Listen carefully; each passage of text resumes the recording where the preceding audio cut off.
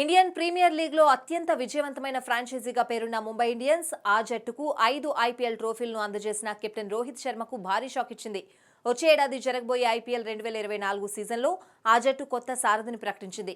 రెండేళ్ల క్రితమే ఆ జట్టులో తప్పించి ఇటీవల మళ్లీ ఐపీఎల్ ట్రేడ్ ఆప్షన్ ద్వారా గుజరాత్ టైటాన్స్ నుంచి వచ్చిన ఆల్రౌండర్ హార్దిక్ పాండ్యాకు సారథ్య పగ్గాలప్పజెప్పింది.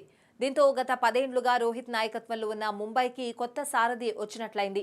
కెప్టెన్సీ మార్పుతో ముంబై ఇండియన్స్ లో హిట్ మ్యాన్ శకం ముగిసినట్లయింది. ఇలాంటి తరుణంలో ఓ ఆసక్తికర వార్త వైరల్ గా మారింది. ముంబై ఇండియన్స్ స్టార్ రోహిత్ తిరిగి ఎస్ఆర్హెచ్ కు వచ్చేయాలని అతడి తెలుగు ఫ్యాన్స్ కోరుకుంటున్నారు. ఆయన తొలుత హైదరాబాద్ తరపున ఆడారని 2009లో టైటిల్ కూడా వచ్చిందని గుర్తు చేస్తున్నారు. ఇప్పుడు ఎస్ఆర్హెచ్ కు మన దేశ స్టార్ ప్లేయర్ కెప్టెన్ అవసరం ఉందని, రోహిత్ చక్కగా సరిపోతారని పోస్టులు చేస్తున్నారు. డిసెంబర్ 19 వేలం తర్వాత కూడా ట్రేడింగ్ కు అవకాశం ఉందని, ఎస్ఆర్హెచ్ కు వస్తే బాగుంటుందని చెప్తున్నారు. మరి ఫ్యూచర్ లో రోహిత్ శర్మ ముంబైని వీడతాడా లేదా చూడాలి.